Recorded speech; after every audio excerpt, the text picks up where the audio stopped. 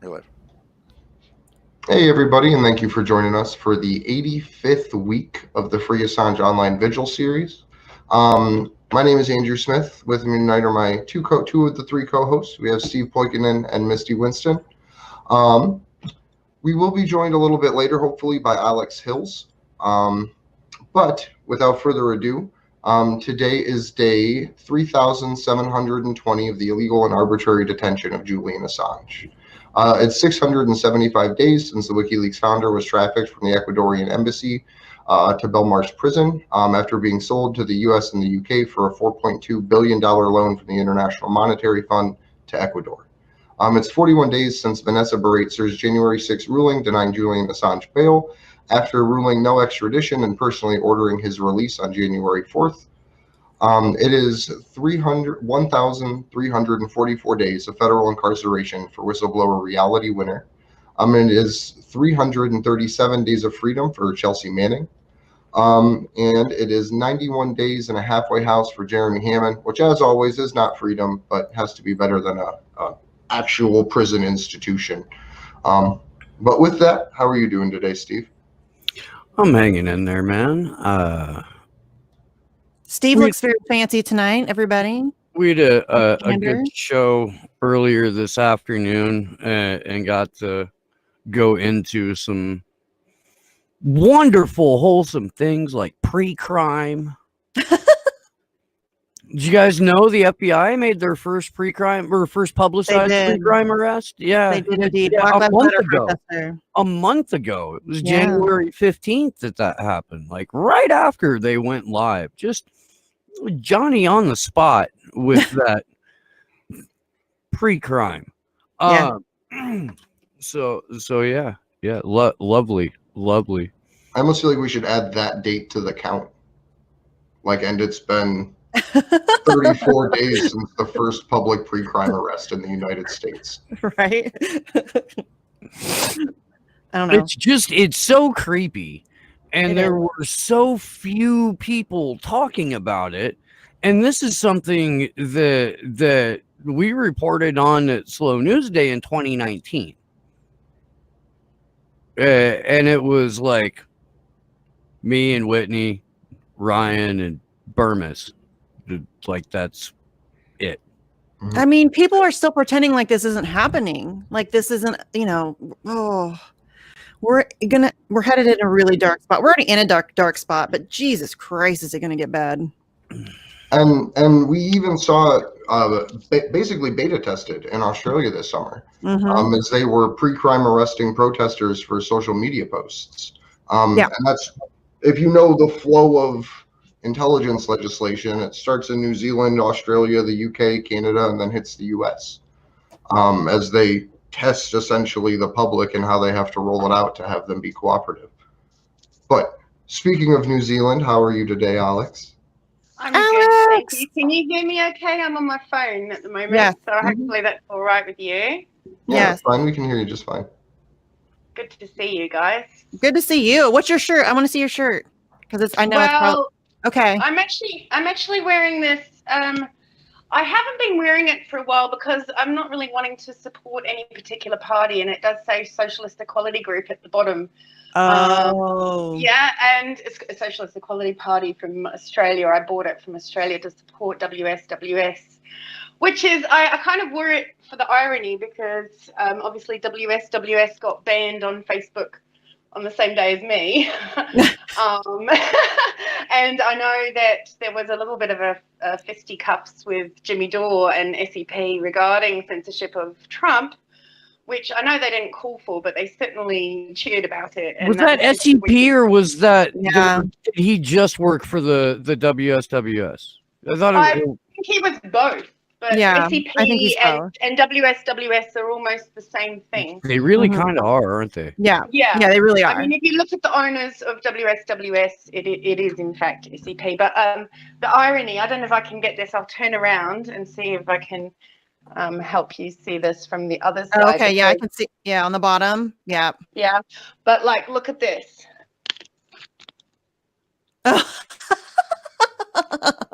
You see that? Oh, that's funny. Stop internet censorship, right? That's funny. So that's I love it. So I wanted to wear this just because I know that Tom Peters, who is the New Zealand WSWS writer that I know, he's come to pretty much every Assange activism, every protest, and he's organised his own talks at university and trying to sort of muster support for Assange. So he's been incredible all the way along. So I have to say, with the caveat that Tom Peters certainly has never called for censorship that I've heard of. And so he is actually writing an article right now about internet censorship, in particular Assange supporters, myself being removed from Facebook, and he's looking for other people as well.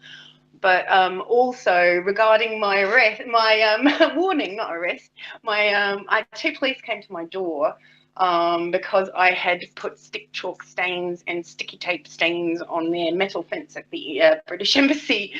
And so on the 6th of January, when I had 3 days of no sleep, like most Assange supporters, in the midst of all that, and I had a lot of crises going on in my own world and my activism world, the police arrived at my door and issued me a formal warning, which is a shame because I teach violin at school and I need a police check for that. So presumably the next time they go to police check me, they'll find a smear on my record. And I don't know if that will be possible any longer after that. So we'll have to see what happens there. But yeah, there was a feeling of harassment generally around that week. I had line markers outside my house, which is a tiny beach street, literally 3-4 meters away from my bedroom. The generator on, I'm sitting in the front seat doing nothing for 45 minutes at nighttime till 11 o'clock at night, which is practically not legal. I mean, it's legal, but it's meant to be for emergencies. So, there was a lot of stuff going on that week, and it did kind of flip me out a bit, but I think I'm back now. I think everybody's had like their own like little spell of that where you feel like everything, especially over the past like year since COVID started and everything, we've all had like that week or two where nothing goes right and everything is terrible. Yeah. Right. It's no fun. Yeah. Yeah. Right, and I think that week for all Assange supporters was pretty intense. I mean, ours wasn't as intense as yours, but yeah, it was there was a lot. Yeah, there was a lot going on. I had all sorts of coincidences happen. I'm not going to go through them now because it's too silly, and also some of them I wouldn't want to talk about. But it just seemed a little bit like harassment. But I thought maybe I was just chasing shadows. I don't know, but it felt like there was a lot of pressure and a lot of bad vibes going on around me. But I'm definitely back, and I really want to start doing what you guys are doing, a New Zealand YouTube channel or something, because we've got nothing here that's of merit really in New Zealand. Do it. We need more voices. Yeah, that would be great. We can all link up. We can all do link ups and share each other's stuff. And I mean, even if I just repost stuff that you guys are doing so that maybe a little bit wider audience sees it, I don't know. But something like that. We had a Make Leaks Not War because Melbourne had called out for instigated a global protest on the 14th of February for Valentine's Day. And then they got locked down.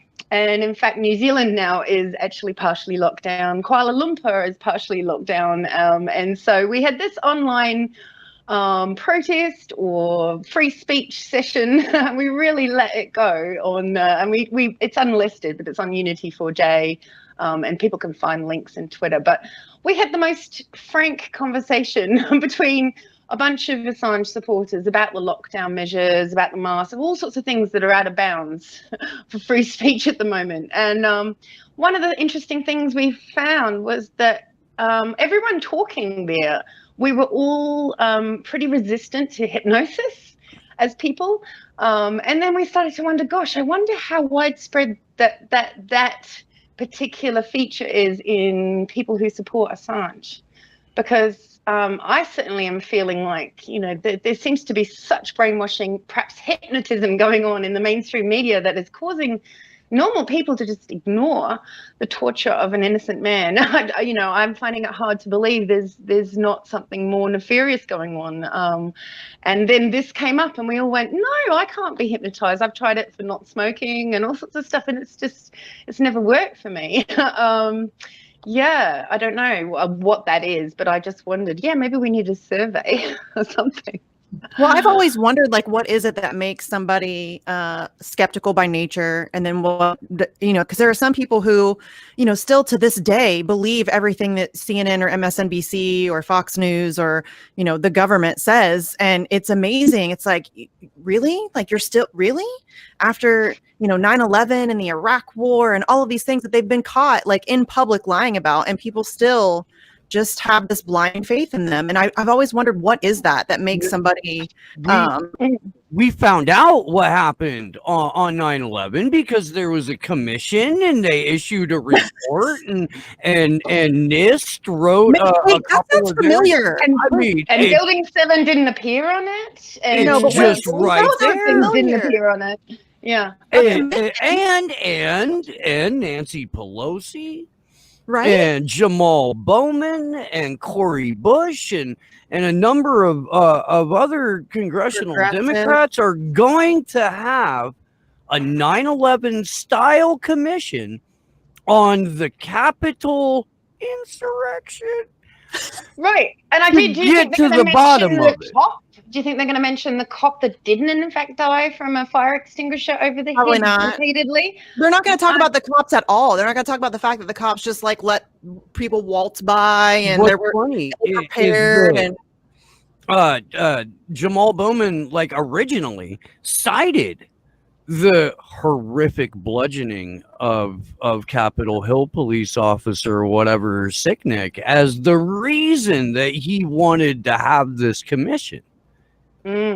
Yeah, now, absolutely. And then heartfelt documentaries, mini docs on news shows about his family and how they were feeling about what happened. And you've got to imagine that that's got to have been created under complete narrative control. They must have known what they were sharing was absolute rubbish. I mean, it's incredible, isn't it? And that's justified anyone who dissents being a terrorist, isn't it? That's what's occurred now.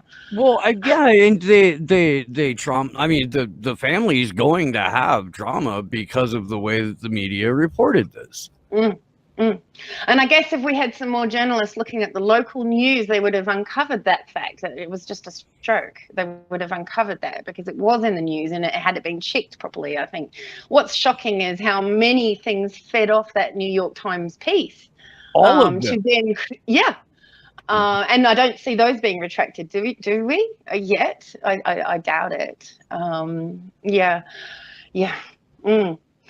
But I mean, we're in a situation now where if we were calling out weapons of mass destruction like was happening in the Iraq War and had millions of people protesting on the street, if we were doing that right now, we'd all be fact-checked and removed and demonetized and censored and shadow banned. We know the result of that. And in fact, Kim Everson, I don't know how to say her name. She was pointing out the other day that she had been reporting on the potential of a bioweapon, and COVID actually is a potential bioweapon. Discussion of where that might have come from, and now the mainstream media is reporting that. But she had her video demonetized, but it was one that was seen by millions. Right. And so she didn't get a single penny from that. And that's causing her to get to a position, even with all her followers, that she's not able to do that job. If she's not going to get any money from the main videos that she produces, she's not going to be able to do that without, a lot of Patreon support. That's exactly what they're hoping happens. That's what all of this crackdown on independent media is. That's what the demonetizing is. They're hoping that they can just starve people out of doing it. Like if you can't make money off of your videos, then eventually you're going to have to stop making videos, or you're going to have to make less videos because you're going to have to go get a job to supplement your income. And that's what they're trying to do. I mean, rather than ban us all, they're just going to try to get people to quit, I think. Yeah, and I mean, people like Jason Bermas who are no longer allowed on Patreon or any other kind of funding apparatus. I think he's still got PayPal. But we see those. He's got Go Get Funding. He's got a couple other things too. It was GoFundMe that like canceled his most recent campaign, but all of the previous ones are still up, and they stay up for like 6 months. So if you can find one that's from December, it's still up. We had some weird problems with GoFundMe during our fundraising for January. Yeah. Literally, GoFundMe would turn the donations on, like you were able to donate about 30 minutes before our stream started, and then by midnight they had turned them off. You couldn't donate to the thing anymore. It would give you this error that said we were waiting on validation. But then when Slow News Day or the Vigil were almost live, they would turn on the GoFundMe, so people could donate to it and then take it down during the week. I have a friend that would literally send me screenshots like, "Hey, I'm trying to donate. It's a Thursday," and we're just like, it's the craziest thing in the world. Yeah. Yeah. Like I'm dropping the link to the GoFundMe in my chat right now. Right. Yeah. Please, if you can donate, please don't donate if it's going to put you in any, I know everybody's going through tough financial times. So, I mean, don't donate if it's going to put you anywhere close to being like in trouble for yourself. But if you can donate, please do. If you can't, share the link, because seriously, I don't think you guys understand how much that helps. Like just getting the extra eyeballs on it is super helpful, because if like 1 out of every 100 people that sees it donates, that's helpful. But we just got to get those kinds of eyes on it. So yeah. Well, in terms of global protests, I hear we should be talking about what you're fundraising for, which is coming down for St. Patrick. And so there's a bunch of suggested dates. I've obviously let the ball drop a little bit lately, but I know that Rain started that idea for the 14th of February, so that's done. But 20th of February, we've got some freedom rallies around the world, particularly Australasia. And anywhere that's happening, if you've got the stomach for it and you're not too ashamed to be seen with lockdown protesters, then get out there with a sign, do something that will hand out some pamphlets from the back, just because these are the people that are going to typically be a little bit more awake about Julian than other people. Then we've got the 26th, 27th, I believe Melbourne, if they're out of lockdown, are leaving on a road trip around the country where they're going to be informing people just manually with their road trip. And that's Melbourne for Wiki, who will be sharing details about that on Twitter. Then we've got the 20th of March, as well as the 17th, St. Patrick's sort of time. We've got the 20th, which is proposed by Truman Human 2020, who wanted to do a yellow ribbon for Assange kind of session again, particularly where there's so many people locked down, and it's something easy you can do even on your street, on your walk, or whatever people can do to get word out. So those are the global protests that I know of at the moment, but I'm happy for anyone to tag me, Candles for Assange, on some more, and then I can start to group them together when I see things listed or anyone tags me, and I'll try and get those global lists going again. Well, I've been trying to play matchmaker with different Assange supporters from different areas and trying to find them like their own little activist group. So, you know, if you guys want to tweet at me and say, hey, I live in Phoenix, I need, some Assange friends, I will tweet it out and try to find supporters for you. And so I'm hoping that by doing that, we'll get even more people organizing events in their own areas. So, once we had a we had a very heartfelt call out from Seoul, South Korea. We have one supporter, one actual Candles for Assange Facebook member who's been, helping me with admin on Candles for Assange, particularly while I've been gone. Now, she was very upset during our live stream and said that she couldn't find anyone. It felt like no one cared about the issue in Korea. And we suggested that she go to anti-war, or even during lockdown, go to online anti-war groups and try and get through to people who might be looking at free press and anti-war issues, because then she's more likely to find some like-minded souls. But also, if we could all put call-outs, I've just done one recently for her, but if we can put call outs to people, if there's anyone in Asia or Seoul in particular, we're really keen to connect her up with someone. So that would be, her name's Suri Kim on Facebook, and she's G-Revolution, but it isn't quite revolution, but it's something like that on Twitter. So I tweeted it out about 2 days ago. Yeah, I don't know if I have any followers from Asia, but I can definitely put it out there, and I'm sure if we can just get it around. Yeah. I mean, that's kind of what I've been trying to do with this little, I don't even know what it is, project, whatever it is. It just kind of popped into my head one day. But yeah, I mean, it's actually kind of starting to work. We have somebody in the chat asking what Julian is officially denied bail for right now, and it's a couple of things. Like flight risk is part of it.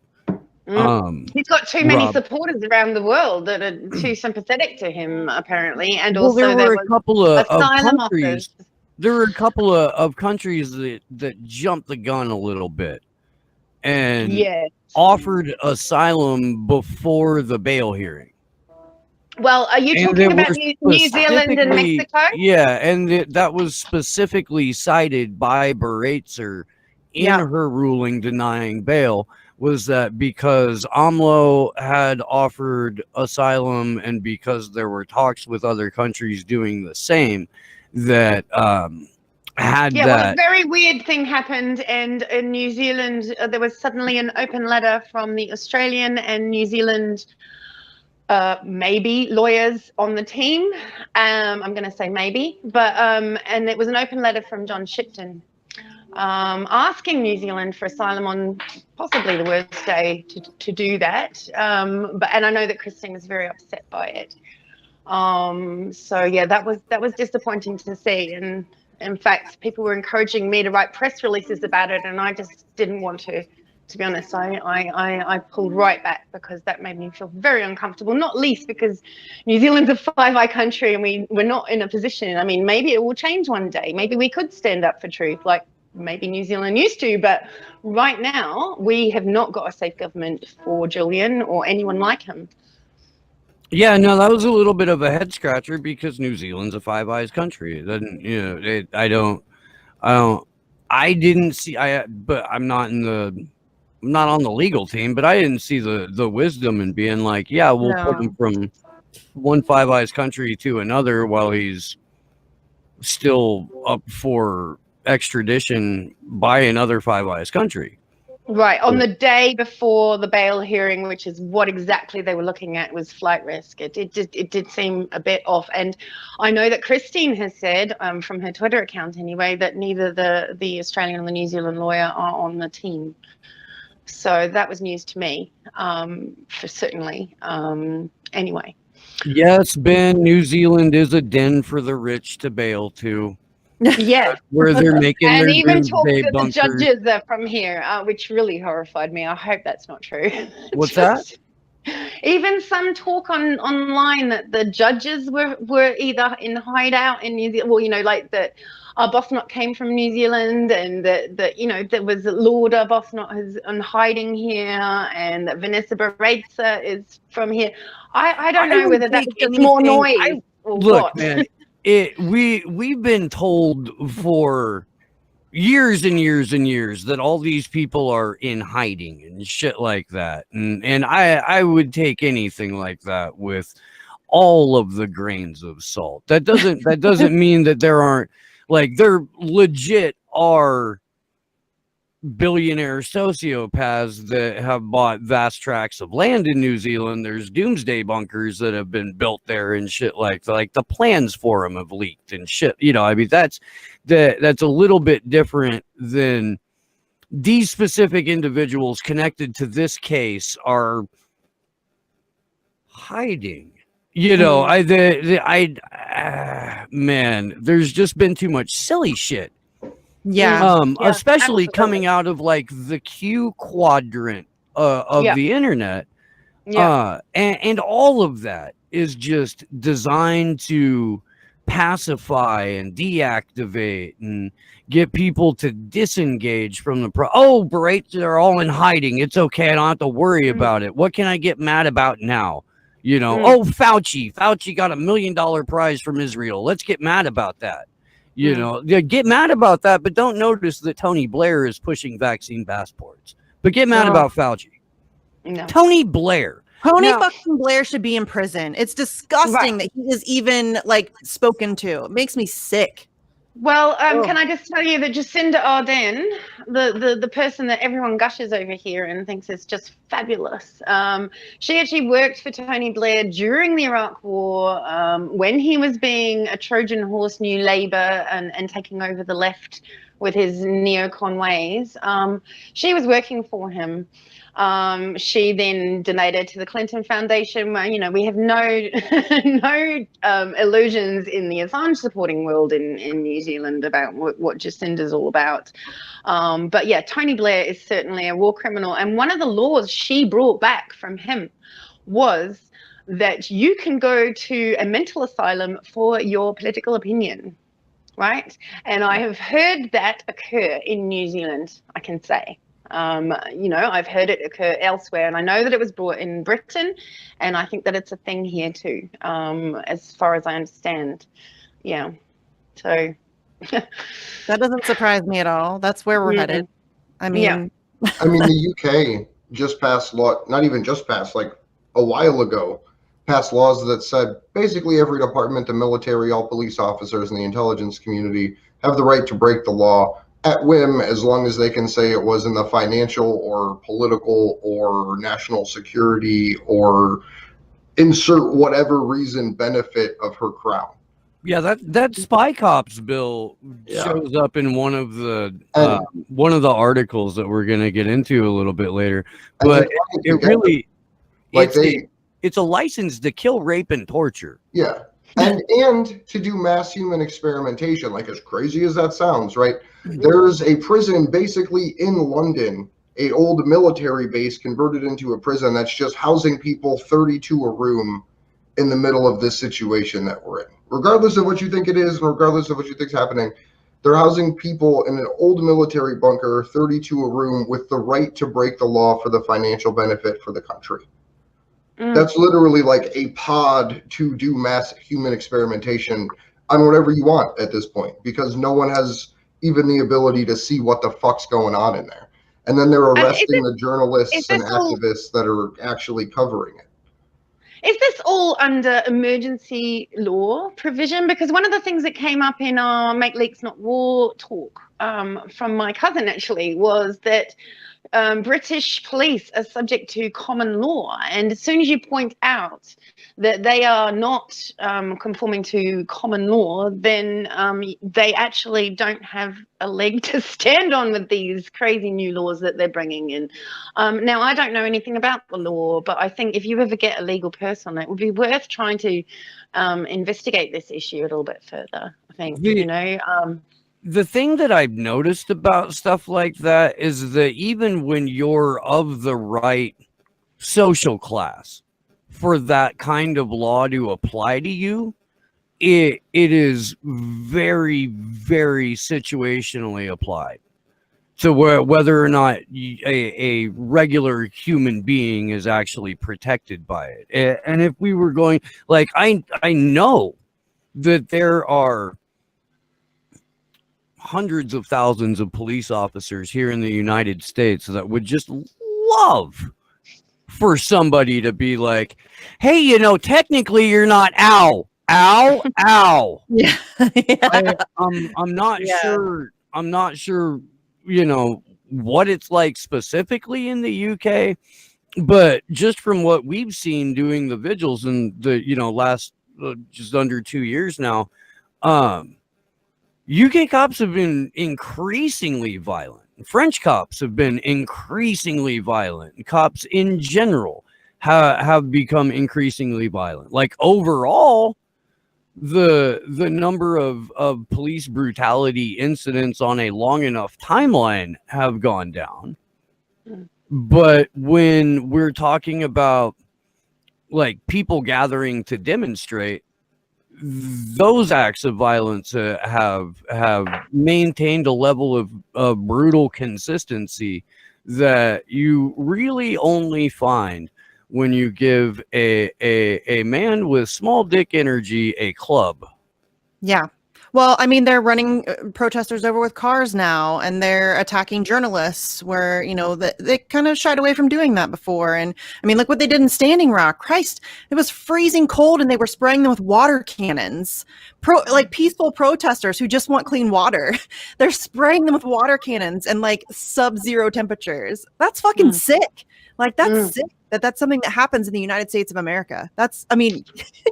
Well, And I've it's seen it in New Zealand. There was a Waitangi Day, which is the treaty that a lot of people disagree with between Maori and the imperialists. And there was a Waitangi Day celebration, Indigenous protest. And one of the people I think involved in that, they had police go to his door in New Zealand and accuse him of being a far-right terrorist, domestic terrorist. And he retorted that he didn't accept them as being New Zealand police because they were registered in America and that it was an illegitimate government, which I'm sure you could argue is true. And as it's a corporation, you do not recognize your government, you do not recognize your police, and go away. And they went away. Now, I don't know if that was just lucky, but he held his ground and he put it on YouTube while he was being harassed on his doorstep. And they even had a gun, which they then tried to hide, all sorts of stuff. And so they caught it on film and that went out. That really piqued my interest as well. If that's true, if we can start calling our own government and our police illegitimate with good sources to back it up, that would be a wonderful retort, because you can really, when I had the police at my door, I pointed out to them, please, could they retain their humanity and think about what the underlying condition, causes of this protest are, and, not go down the route that we're seeing in other countries, which is rather Orwellian. And I pulled them up on all that. And if you wanted to see it, it's on my Alex Hills channel, which is a small channel. And you can see what I said on the doorway. They actually gave me permission to record them because I said I'd had 3 days sleep. I ran for my phone. I said, I've got 3 days without sleep. I'm too hazy. I need to record this conversation. Do you mind if I record it? And they were okay with that. But these cops, one of them looked like a Home and Away star. I don't know if you know that TV series, but like a glossy tanned actor. And the other one was a very young guy, and he just stood and he just looked at his feet the entire time, and he didn't look like he knew what the hell was going on and why he was harassing an activist at their door. But it was quite a funny pair. In the United States, though, Alex, if you question the integrity of the election, then you are a domestic terrorist. Right. And this is what I mean. You can see this legislation and these propaganda efforts move through the Five Eyes countries to be able to manipulate the U.S. in the right way. Starting in New Zealand, Australia, U.S., U.K., Canada, then the U.S. It's all like this trickle of like manufacturing consent. You know what I mean? That's what they're doing. Yeah, it's like a slow walk into. It's like beta testing, isn't it? It's like they beta test different things in different places. So like in China, obviously you've got the Chinese social credit system. But also, you've got a whole lot of other issues. I think censorship and algorithms were tested out, particularly in Australia. But when Facebook did its psychological experiments back in 2015 or whatever it was.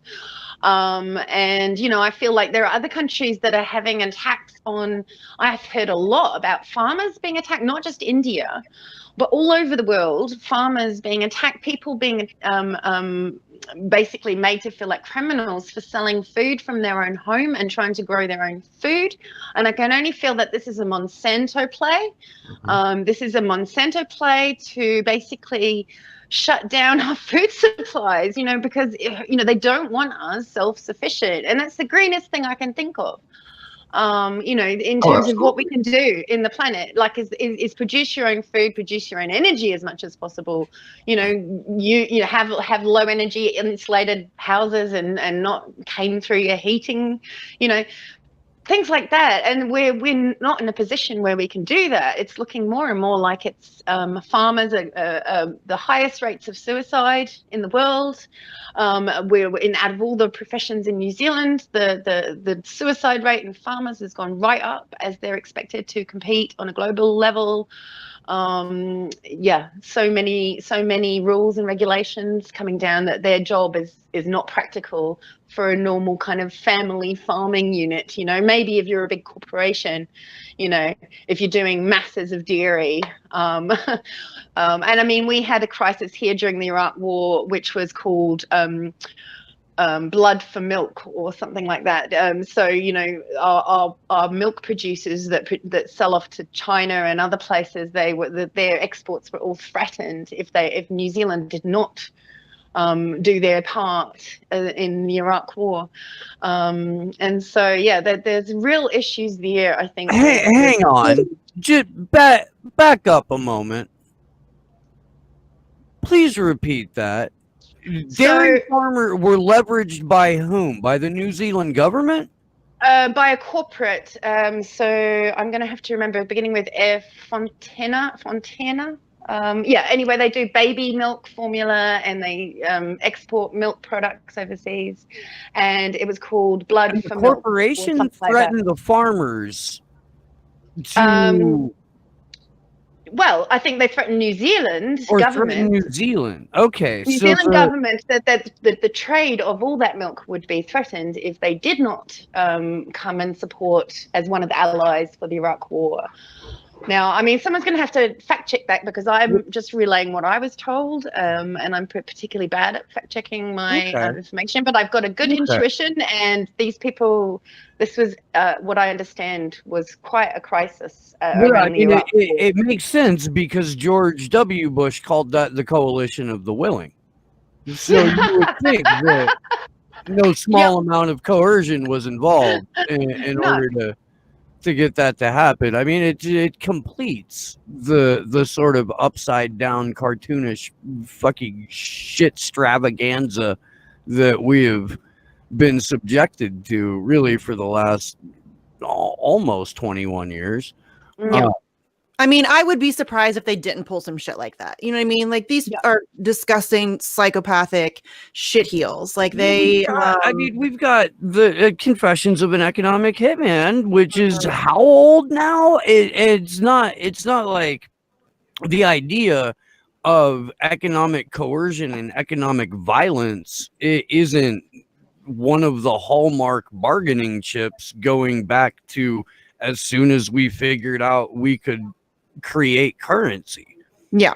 You know, I mean, economic violence is basically the cornerstone of Western civilization. 100%. Yeah. Yeah, well, you heard a lot about and the banjo chickens having bird flu, and then suddenly all these people who are having their own chickens in their properties, they're having to cull them because of some kind of bird flu. Or we've got COVID and minks, you know, in Scandinavian countries where they are farmed by local people, small businesses, and they were all culled, you know. And there's a lot of, I mean, if you look at Ice Age Farmer, he's got a lot of information about the attack on the food system that might be coming, and presumably it will be so that GMO lab-grown meat and insect diets really look like the only option. And that would tie into Gates, and that would tie into Gates buying 50% of American farmland, right? Yep. Yeah, you're gonna eat bugs and like it, Alex. Get ready. Yeah. Well, I'm gonna boycott that shit as long as I can, and I think that animal fats are very important because they're some of the only fats that go over the blood-brain barrier, and we could be putting our evolution and our brain health at risk if all of us suddenly go off meat and animal fat diets onto vegetarian diets. And as much as it's probably green to limit your meat as much as possible, I think that the brain requires not just small animal meat but big animal meat. So there's some problems there about forcing through veganism for everyone. I mean, I don't think that would make a green world either. I think we have to just have a balance and see what's available in the local areas as local. I mean, listen, I'm willing to have that conversation, but unless you want to start addressing the military-industrial complex, which is by far the worst contributor to all of those issues, I don't even want to fucking hear it. I don't want to talk about it. Like, you need to stop. You need to stop talking to me about plastic straws. 71% of the world's emissions come from like 100 companies. Like, I really don't want to hear you talking to me about plastic straws until you address those bigger issues. Like, I don't fucking care. The fact is that the recycling industry was produced to manufacture consent to keep on producing plastics.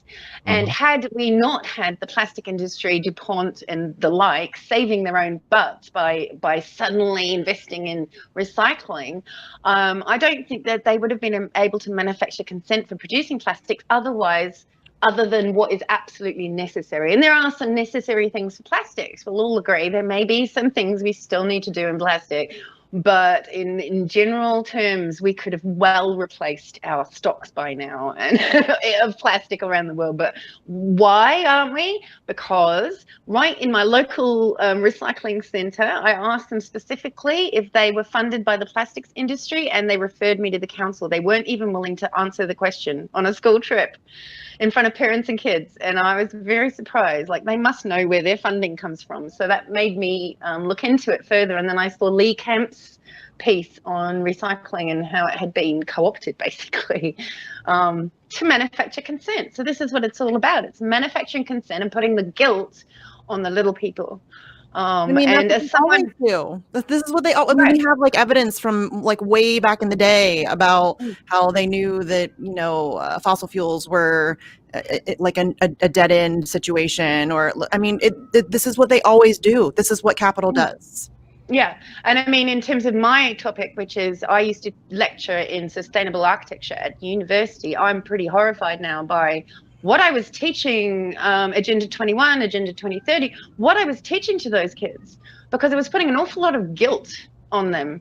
And that's why you had someone like with Asperger's, like Greta, have such a dysfunctional life until her parents, you know, allowed her to completely invest all her time in climate activism. She was a damaged child until that happened. She couldn't function. I would argue that she is still a damaged child. Yeah, well, you know, this is the problem. She's just being damaged differently now. I mean, yeah, you got to give them credit. In order to skirt child labor laws, they came up with a bunch of NGOs and activist organizations and got tons of child volunteer labor. Do you remember not too long ago, 2017, 2016, it was all about the student-led climate movement, and it was we're going to look to the students to solve this problem, basically. And they got, I mean, just hundreds of thousands of hours of volunteered resources and labor out of children. And I can't stress this enough. The companies that are behind the Green New Deal are the same people responsible for the destruction of the planet. Inherently, what they're trying to do as the people who wrecked the planet is monetize what's left of it, hold it for ransom, and negotiate little bits and pieces of it back to you to use and return, not to keep. You don't it's get 2030, you'll nature. own nothing and you'll have no privacy and you'll love it. Everything you'll use, you will rent, and it will be delivered by drone. You will eat bugs, and you will like it.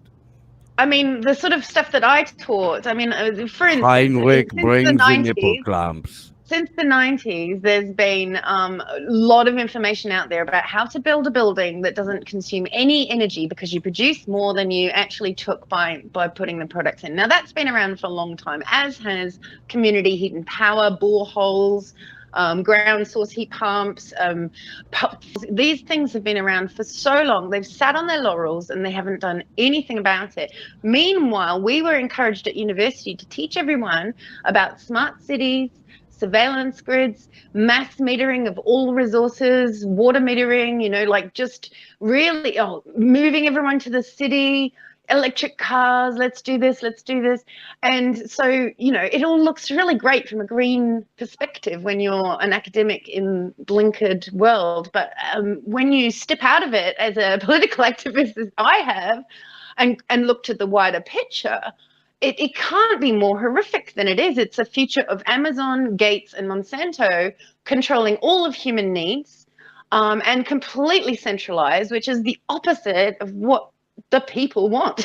You know, I'm pretty sure that countries would sign up to things that were protective of the environment and protective of their power production and needs and all that sort of stuff. I'm pretty sure people would do that, but still be insular in terms of producing what they need within their country as much as humanly possible and importing, exporting minimals, which of course doesn't tie in with the TPP, which is why that was probably the worst thing that could happen for the environmental movement was the TPP. And here we are, we're back to signing it. Jacinda signed it straight away, no questions asked, after campaigning or not. So it's typical. Yeah, it really is. So I have just sent the link to one of the nation's premier alchemists and esoteric thinkers, and a very good friend of mine who was kind enough to put me and my family up for the first 10 or so days that we evacuated when we left here mid Assange Vigil. Back in September, was that? Yeah. Into August, but yeah. So at any rate, if Benji shows up, that would be lovely. We'll test out the new internet over there on the mountain. And is Lubbers coming still, Mark Lubbers? Not tonight, no. Because it's just now 4:00 in the morning there. Right. Or getting on 4:00 in the morning there. And as just fucking sick in the head as Lubers is, right? It's a bit of an ask. That is a bit of an ask. Even though we do it for Anonymous Bites Back twice a week. Yeah. But that's like, I feel like that's already enough elbows to the dick, like for 1 week. You know, maybe spare them a little bit. With the Saturday vigils are much more of a possibility, but again, that's like the dumbest possible time of the day for you. So yeah. Oh well, I'm pretty good. Like I'm a late owl, and I'm quite prepared to stay up if I need to, as long as I've got a bit of a warning. I do something. I mean, one of the reasons I became an Assange activist is when my hip was hurting before I had my hip replacement. I was up all hours because of my pain, and so I just made use of the time, and that's one of the reasons why I had a lot of time. Also because New Zealand's sort of the beginning, we get the sun first in the world, and so we're the first one to do any global action, and that's why the other reason why I sort of tried to get involved is because we were always trying to showcase an example of doing it for the rest of the world, and put out our social media posts as quick as possible to get that incentive amongst the other global groups to do things. And I mean, I just came back from a hippie festival. I was playing violin, 9 gigs in 10 days, gypsy violin. And as you know, I was really concerned about going to that festival because in the New Zealand media in November, it was reported that this festival Luminate was a bunch of right-wing conspiracy theorists, Holocaust denier, anti-Semites, right? And I got really concerned, particularly around when everyone was being called a domestic terrorist around the beginning of January. I got quite concerned about that, about the fact that I was going to be playing at a festival, not because I didn't want to surround myself with right-wing conspiracy theorists, but because that was the narrative being pushed by New Zealand media. And I can't tell you, I mean, I've been going to this festival, as have my kids, for years, since it began. Every year, I think, almost. And you wouldn't find a bunch of more hippie, greeny, LGBT-loving, all race loving. I mean, I play in a Jewish band, so I mean, they have a bunch of Jewish music. It was ridiculous just because one person put David Icke as an inspiration on their workshop list of inspirations, and that was enough to set off the entire kind of elite music scene, and I guess the sort of normal neoliberal apologists that you get in the media and the music scene here, they all wrote a stinking open letter about Luminate Festival, and they're the sort of people that never would have played at something like that. It's exactly how it feels to be R.A. the Rugged Man every day. Every day. Well, Alex, where people are like you. If you even walk by somebody who holds a different viewpoint than you and you don't call them out on it, then that means that you agree with everything they've ever said in their entire life. And that's how that works now. See? Yeah, I get it. Ben Balderson. What's up, guys? It's good to see you, buddy. Hello. How you guys doing? Good. So you're Benji, is that right? Is that He's Good to see you. Benjamin. Benjamin? Do you prefer Benjamin? Is Benji a Steve thing? Yeah, Benji's a Steve thing. Steve Okay. and I are good personal friends. We sleep at sorry. each other's houses and stuff, right? Right. It's true. It's true. We do. That's cute. Oh, bromance. Cute. Yeah. So most people don't ever call me that. Steve and my sister. That's about it. Well, Okay. so what happened? And I will tell this story real quick, and then we'll get back to the vigil. But what happened is Ben and his wife Christy became good friends of mine, and when we went up to their house, I had not yet told them. I don't believe. Maybe I had, but that here in Boulder Creek, some of my best friends are also Ben and Christy. And we used to stay there when Ben's mother stayed there, and everyone called her Ma. And when we pulled up to Ben and Christie's, he's like, "Hey, so my mom lives here. Everyone calls her Ma. You get used to that, you know." And so when Ben and Christy came down to visit, I invited Ben and Christy over, and I made them touch beards. I thought it would rip a hole in the time-space continuum, or at least open up a portal to another dimension. It may have, it may not. I don't know. I feel like a butterfly flapped its wings in the Amazon, though. I do. Things have gotten real weird since then. It's a fact. They certainly haven't weird. gotten any less weird. Have you been able to find anyone to put a small animal in CERN yet, Steve? So this is the thing, Ben. Maybe you could talk to Owen. Maybe he could help.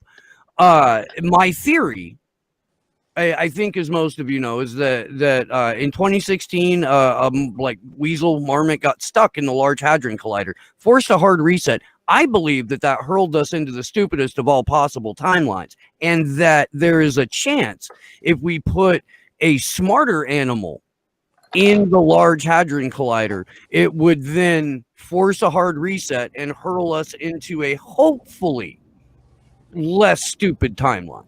Like a raccoon. Andrew can get you a raccoon.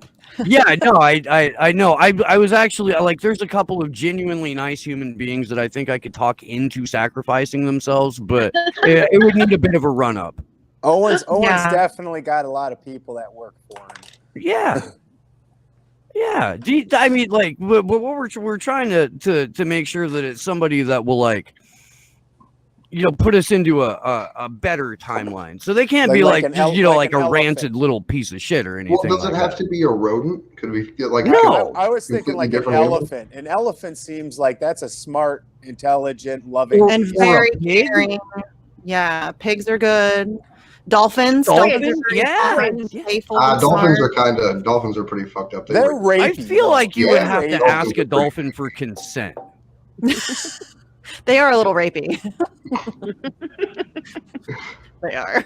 That's true. Dolphins do get a little frisky. But if you were held in captivity, whales are amazing. And then all of the sudden, like, you know, in your case, like, smoking hot dude just gets dropped in the pool with you after you've been in captivity for a number, raised even, you know, in arbitrary detention, as it were. Mm-hmm. We are all Assange. Oh, that was great, Alex. That poor guy. That poor guy. Right? This is getting fucking crazy, Benji, because there were people walking around who legitimately believed that because Joe Biden was in the White House, that because the administration that he was in previously refused to move forward with prosecuting or going after Julian Assange, that Biden would be like, yeah, no, that was a good idea, not ending press freedom. And it seems like people forgot that Joe Biden is not really the president, that there are instant grits in his head where his brains are supposed to be, and that Kamala Harris effectively, which means Hillary Clinton effectively, is in the White House right now.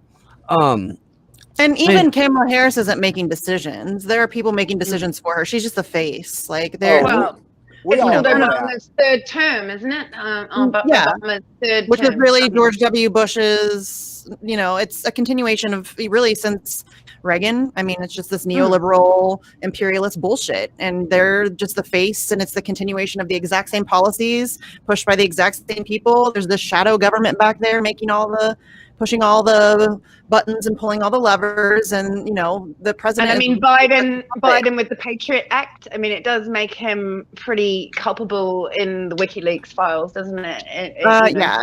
Joe Biden is supposedly an Assange a high-tech terrorist. He's not going to. I mean, he's no friend of ours. Like, he's going to be, enemy number one for us for like the next however long he manages to last. Did anyone get on the bottom of the?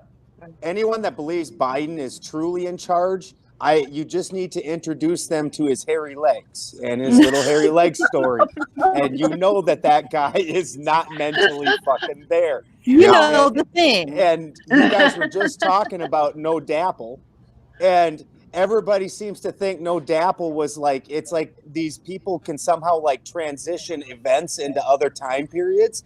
But that happened in Obama's time. So why do you think that things are going to get better in Biden's time? The cages were built under Obama, and everybody's like, "Oh, well, now they're overflow." What do they call them? Overflow centers or overflow whatever. Instead of like they were cages under Trump, and now all these neoliberals run around being like, "Oh no, these are unaccompanied minors in overflow centers instead of kids in cages." Oh, the fucking don't they profit out of the private prison system? Doesn't Obama profit out of the private? Oh yeah, they all do. And the detention center system. They're not detention centers or containment facilities or overflow warehouses. They're future Amazon fulfillment centers, and they're getting a head start on the employees. Because slavery still exists in the United States. A couple hundred years ago, we moved it from the fields into prisons, and then gave the prisons to corporations. Yeah.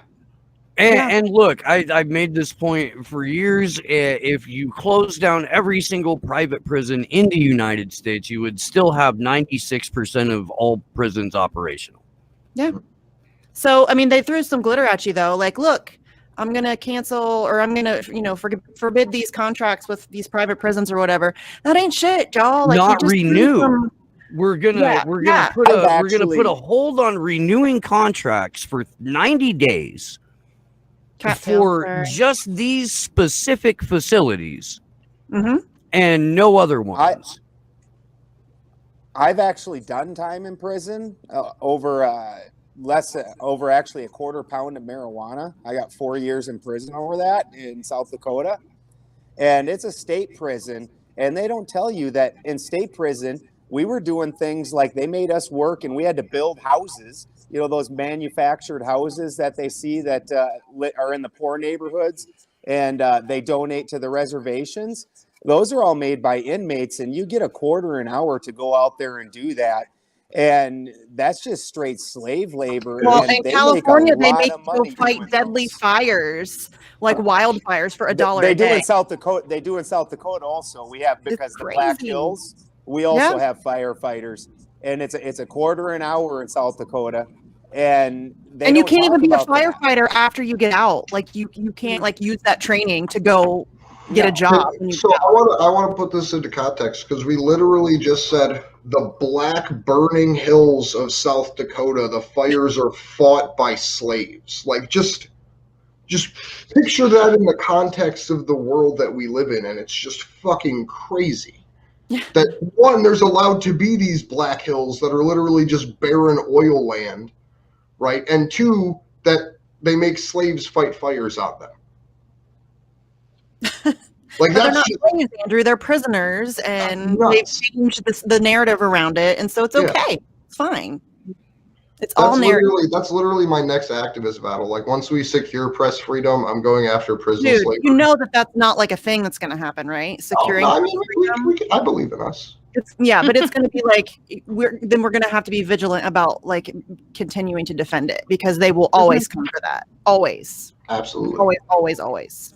I mean, I feel like there's I have no problem. Like, everybody wants something to be stable, and we've all been sold. We've been sold this retirement that you're going to reach this age and never going to have to work again. You're going to go to heaven, and heaven's is this place where nothing ever changes and you never feel pain. In every story that we've been sold in our entire lives, we reach some point, if we're good people, where things are completely stable. And so anything that doesn't include that, we cannot accept. Yeah. It's narrative. That's how they can. I mean, that's how they keep you doing what they want. Mm-hmm. And a little bit of hypnosis, we think. Yeah. So settled it. What do you think, Balderson? Do you think that there can be, that a population can be mass hypnotized through media?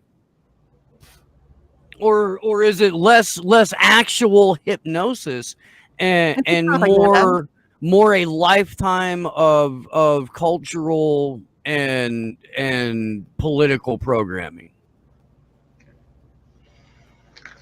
I think you're muted, or you got shit reception. Oh, now you're muted. It's just brainwashing. There we go. It's I think a little bit of both. I think that they did a lot more of the hypnosis back in the 50s and 60s when they first were getting TV and they were first getting programming. But now it's such a cultural thing that people, like the way I live, it's amazing to people. So I live off grid, and I live as independently as possible. I have all my own animals. I grow all my own food, and I will still have people who look at me like, how do you survive? You've got to eat. And I'm like, that part where I have animals and grow food, that's how I eat. I'm not sure what to say to you right now. And people can't get it through their heads that they understand that I get up in the morning, I go do what I'm supposed to do, which is work for 8 or 10 hours. And if I do that, I get the American dream. And even with the American dream having completely collapsed, there's still this desire to have this step-by-step program that is not life in any way. Never in the history of man have we had this wonderful, secure life where we could just wake up and do the same thing every day and like it's a video game or something. And then we get achievements after having done it so long. And it's all just very orderly and step by step. That's never happened. Now, somehow since the 1950s, we've been sold that that's a possible reality, but it's absolutely not. It never has been. It's since the 50s, we've had less economic crashes than you normally would historically. They keep manipulating that. Like even now, we all know that we're on an economic crash that didn't finish from 2008 and it's just dying to happen. And 30% of all money printed in the history of the United States was printed from August of 2019 to now. Right. A fucking third of all money in existence that was out of the U.S. Treasury in less than 2 years. The trillions of dollars that have just been created magically. Enter a couple of keystrokes into a computer, hit send, it goes to the Federal Reserve, and they go, okay, and allocate a series of numbers to other Federal Reserve banks, and that's money. Yeah. Well, and then they're finding out right now that it's not just with money. So gold does not run the economy as much as people think. Silver runs the economy. And for every ounce of silver that's getting sold, an actual ounce of silver that's in actual form where somebody can hand it is about 250 to 1. And all these people are starting to figure out that that the silver does not exist for the silver bonds that they're selling, where they're stating that you get an ounce of silver for this piece of paper. So in so many different ways, because nobody wants to actually have an item in their hand, don't want to do things like the stock market does them. They're finding out that this is all just magic. And so the entire silver economy is getting ready to collapse, because a bunch of guys are getting ready to do the same thing that they just did a few weeks ago on Reddit, where they bought out all those stocks and then called it in. Yeah. They're getting ready to do the same thing with silver, and the silver's not there. And they've already even tried to stem the flow of this by dumping 3 times as much actual silver into the system this year as they normally do. And silver came down a whopping $3, because silver's usually floating between 12 and 15. It's up there around, it's 28 right now to 30. So the demand for silver is giant, and they can't seem to stem it. Buy the dip. Buy actual silver in your hand. Don't buy a stupid piece of paper that says you own an ounce of silver that's magic somewhere, because all that is just like money. I love these conversations. There was a noble house in Rome, right, that operated on less than 30 pieces of silver in their I love the vault look at on any given Steve's time. face. It's fucking great. Well, and it also, I love how you took that to Rome, because also that trope was just in the Game of Thrones series that everybody loved, was so popular. The head Lannister guy that it's killing me. He's killing me here. The head Lannister guy who leveraged all of his power off of his gold mines. When it turns around, when he's talking to his daughter and she's like, well, let's just give them some gold. We'll hire some more armies and mine some gold. And he goes, them mines have been dry for years. So they were leveraging off magic, the same as everything else. It's like they're putting that trope so often in there. Yeah. Well, if we're going to have a faith-based economy, right, like which essentially is what we have in the West, because we're not back. I mean, I guess they're backed by silver in the UK, right? Isn't that what they mean by pound sterling? Like what the actual value of it is compared. Exactly. Yeah. Exactly. But here in the good old US of A, we just believe it's real.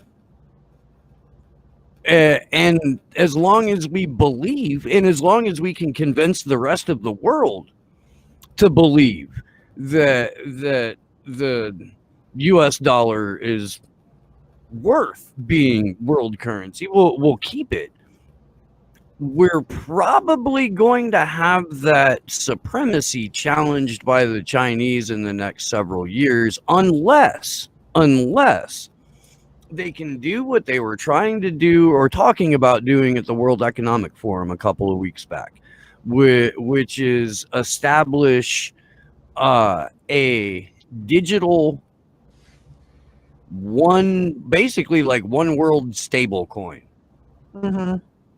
There was I don't know if you saw this or not, Ben. There was a panel at the World Economic Forum because the theme was rebuilding trust going into the Great Reset. The panel was called Resetting Digital Currencies. Comments, isn't it? Pardon? That's why they turn off their comments at the World Economic Forum and Mm-hmm. because they're so into free speech. And if you actually go to the World Economic Forum's YouTube channel, just click on any random video, it's like a 30-to-1 ratio on dislikes to likes. It's hilarious. But the resetting digital, Steve, pardon? and then they just need to turn off the like and dislike options, and then no one will know that they don't like them. I'm sure that's coming next. I mean, they fuck with the likes and dislikes. They've removed likes from the Slow News Day channel many a time while rolling back the view count. Is it and true that unsubscribing Biden only got people. 1,000 people watching his inauguration? And did they keep it like that, or did they try and push up the numbers? Is that a true fact? There's no way. There's no way of knowing. There's no way of knowing. We couldn't even get a head count for attendance at the inauguration because it took place largely in the digital space, except for, like the super monochromatic fucking March of the Lizard people. Like that was disgusting. And look, guys, look, I don't believe in lizard people. That is a joke. That is a joke. Okay, so YouTube, don't put the QAnon tag. There's going to be a QAnon. Huh? We're going to get QAnon. Lori and I did for this afternoon show, and we talked about the Pelosi. We showed an article from the Associated Press, an article from the Washington Post, and a couple of tweets from Blue Checks, and we got a QAnon warning. Yeah. Oh, I hate YouTube. Yeah. Didn't you technically get It's the McKinney video, dude. It's got to be. It's got to be the McKinney video. That was from C-SPAN. I speak more in the truther community. I'm not really on the political end of things, and a lot of my friends like Crow from Crow 777. Who his show is typically very scientific. He's not even like an out there speaker, and he's really, really strict about trying to do things in the YouTube, because he does 1 hour on YouTube and then 1 hour at his own site. Yeah. So during the YouTube hour, he tries really hard to make sure you aren't saying anything out of line that's going to possibly get it dinged by YouTube. And they keep pulling his show like every other week right now, and he's finally just had it, and so he just puts up a thing on YouTube saying, hey, this is what our show this week's about, come to my site. My friend Owen Benjamin, obviously he's in lawsuits with a lot of these companies, and even anybody that puts clips of his videos up, no matter how innocuous it is, YouTube finds them and takes them down like mad. Freeman Fly, his channel got taken down, but the guy shout out to Freeman Fly. You guys, if you don't know about Freeman Fly, he called out 9/11 before it happened. You're missing out on one of the OGs. Yes. You really are. Freeman's been but before Alex Jones, like we're talking like Art Bell era, consistently reporting from outside of the narrative, totally not afraid to take on anything, just super fucking weird and seemingly nonsensical. Hell of a nice guy too, from what I understand. Oh, absolutely. I know him personally, and absolutely, he's a super nice guy. Crow, he's the guy that found the lunar wave. People want to, do things like discredit us, but Crow discovered the lunar wave. He was in Time magazine, and every now and then during the full moon, a wave will actually go across the face of the moon, and it's not one, it's two. And it actually happens to other planets too. And he recorded it numerous times on his telescope. And now numerous people around the world have discovered it, and there's no explanation for it. It's this weird thing. It's like as the wave is going, it's like you're looking at the moon through a glass of water, and somebody's making waves in it. And it kind of almost like back in the 80s when you had VCRs and you had to set the tracking, the way them little lines would go down the screen. So, these are legitimate people, and everybody tries to discredit us. But and I do all kinds of alchemical experiments and different things. But we get pulled off of YouTube regularly. Almost all my friends get pulled off. They get pulled off their channels, like you guys were talking about earlier with the different pay systems. They shut us down from them. My friend Owen just sued Patreon Well, his followers did. Can we stay on that for a moment? Because, and I can't stress this enough. If you are a Patreon of my channel, please drop it and support me over on the Rockfin. I think I am actually. Not only do I not do shit with the Patreon channel, like they're dicks. Yeah, they are. I got the thing before the Rockfin, you know, but and while we're here, if you haven't made your free Rockfin account, please go make your free Rockfin account. It's $3.50 free cents. Nice. Free. And it feels like there should be a class action suite here. I mean, we've got so many Patreon people that have been removed now. We've got GoFundMe people that have been removed. Well, and they've already lost the lawsuit. Right. They've already lost. Owen's people sued the bejesus out of Patreon. Sued the bejesus out of them. And what do they use? Private company? Private platform, like not a public service, so therefore anything goes. Even if your terms of service are extensive, what Patreon did to a handful of content creators was so far beyond the scope of their TOS that they were honestly bound to lose in court. So I'm glad they did.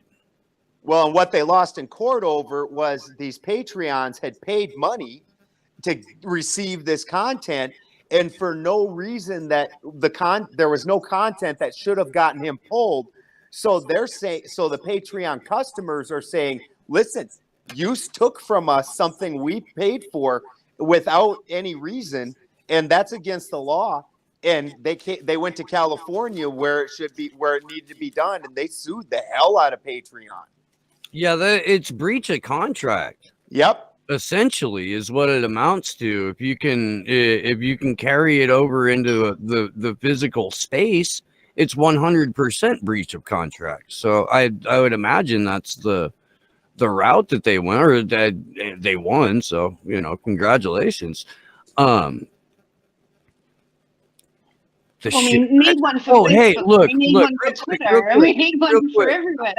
I have to thank an anonymous donor over on the GoFundMe. Thank you very much. We're like $160 away from $2,000, which is fucking-tastic. Nice, you guys. You guys are amazing. So if you can, what you think is going to happen globally, what you want to happen globally in other countries, because we can start putting the message out with candles and trying to get the people that normally do protests to try and do something that supports it. So we're calling it Clovers for Assange. Is that right? For Assange. So what happened? Last year, the hashtag Clovers for Assange got started up, and it sort of in and of itself organically became a way for WikiLeaks supporters internationally to recognize each other. It was part of like a big wave of support at sort of a lull in any kind of action going on with the case, because it was supposed to take place. The second part of the hearing was supposed to take place in May, and it didn't. It got kicked back because of the Rona. So it created a wave of support during a lull, and it became a way for people to recognize each other in the digital space. We would like to take that into the physical space and have this be a way for WikiLeaks supporters to connect with each other where they live. Like, yeah, we're going to Washington, D.C., but we're hoping that as many sister events as possible get launched as a result, because it's so clear now that it is going to take an international movement of people raising fucking hell to get the West to back down, like they've done in the past with political prisoners. Pressure. Yes. Not get people to go out in orange boiler suits, even to the supermarket, or whatever freedoms they have. I think those orange suits that we've been seeing all around the world, including you guys, have been so powerful. I've gone and bought myself two from a $2 shop, like a costume shop, and it was not very expensive. And I plan on having a black pillowcase over my neck. over my head and orange suit, and I plan to maybe kneel in front of the Parliament and kneel in front of the British High Commission and just like beg for mercy, embarrassingly, I think. But also, what about a free Assange sign or whatever, stop internet censorship, whatever you want to promote, but So with here's fringe the royalty. thing, and I'm pleased to announce this. Need to actually Ben, realize the embarrassingly part. Huh? Do you think Well, that they have the I mean- internal decency to realize the embarrassingly No. part? But that just calls public attention to it. It's So Yeah. real they're quick, angels, psychopaths. while everyone's here, this is a breaking announcement, but Craig Pasta-Jardula is trying to organize a fuck censorship protest that will coordinate with the end of hours in DC. So Ben, I need you to talk to your famous friends. We all need to get on a call together, and they need to help us organize to fucking mobilize against all of the bullshit censorship. We're going to do that alongside the Assange event in DC, and we are hoping that both sets of people can come together in a non-special hug, because it'll be public and also probably cold, but in a friendship hug. Can't hear you. No. We're Nope. in summer now, so we've got no excuse here in New Zealand and Australia anyway. So There we okay, go. weather. It takes a second when I am muted, apparently. But that sounds like a perfect cause to bring both communities together, because we're both suffering from extreme censorship absolutely. I would absolutely talk to, I know Dave Weiss, he's got a huge following and he's already doing some things on censorship. So yeah, I'll absolutely talk to my friends. Let's do that. All right. And then the only other thing I wanted to mention when you talk about bringing it into the physical spaces is Owen's way of getting around the whole BS where they're messing with any kind of money people are trying to donate is he just went and got an old-fashioned P.O. box. Yeah. Well, then they slow down the fucking mail. Right. Yeah, right. then they fuck with your But they mail. don't stop it. Legit though. Legit. The California postmaster is about to get dragged through the streets tarred and feathered. Mm-hmm. Yeah.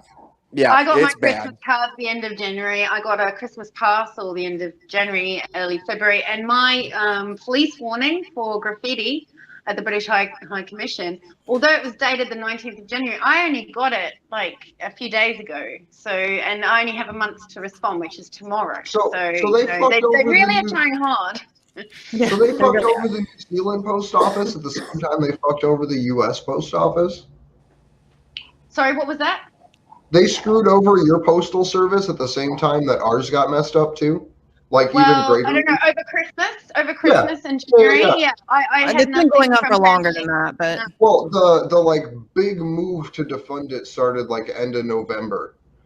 That was there's when been they a big move to defund it, Yeah. kind of behind the scenes for a long time. like with the But retirement programs. Trump is just really bad at subtlety, so it was much more public than it has been previously. Because that dude doesn't know when to shut the fuck up. But yeah, they've been trying to fuck with the post office and get it privatized for a long time. So yeah. Mhm.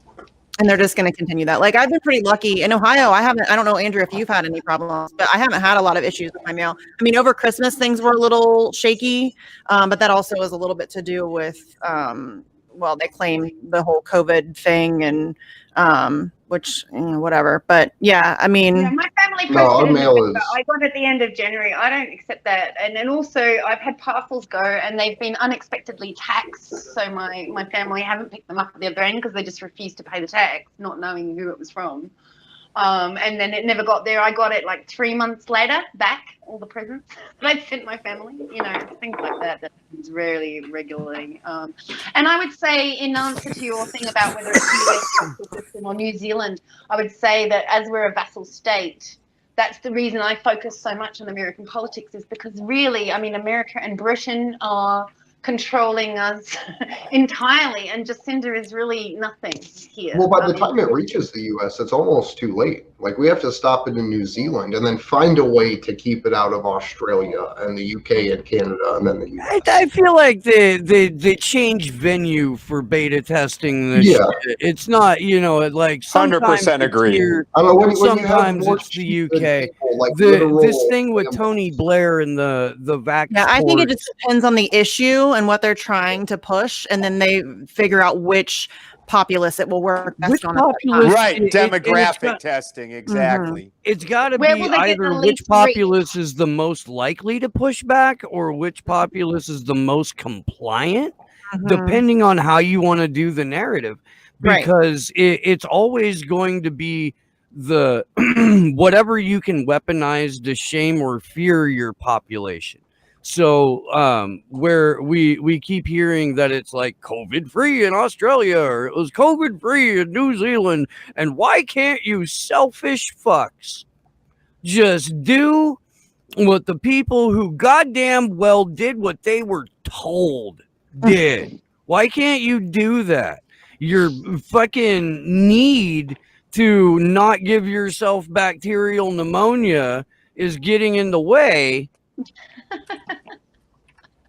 of our success. What is success? Well, it's the complete digitization of society and total surveillance and control over your life. Sign here.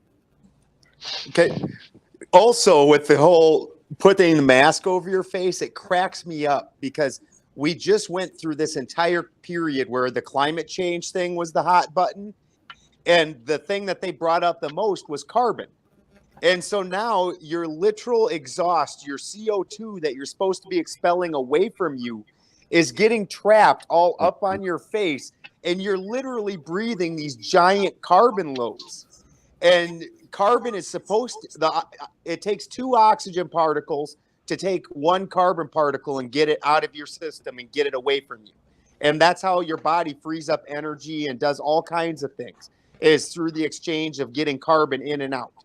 Well, once you stop that, you start actually just like a fire, where a fire doesn't have oxygen and it just starts smothering. That's what you're doing to yourself, is literally smothering yourself all the time with carbon, the thing that they cried about for the last however many years. Yeah, not to mention the waste stream from all the masks. They're now saying, you need 2 or 3 changes a day because otherwise you'll get bacterial pneumonia potentially. And now, whoops, we've got 3 masks a day per the population, all ending up on the beach. I mean, things in the water system here invariably end up on the beach, blowing around with a lot of wind. So no one cares about that. I haven't been to a clean parking lot in almost a year. Yeah, that's how you know we've lived through the end of the world, is that there's masks blowing in the wind. You're like, whoa.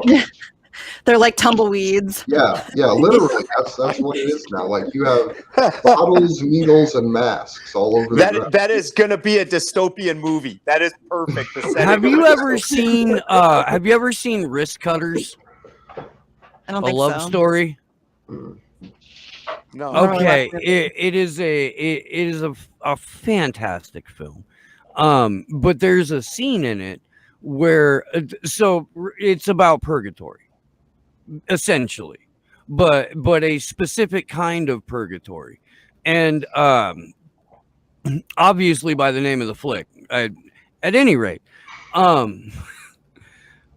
this couple wakes up on a beach, and until they zoom out, it looks quite lovely. The beach is filled with like trash and needles and all kinds of shit. So because that's essentially what our beaches would look like if we didn't pick them up for 3 hours.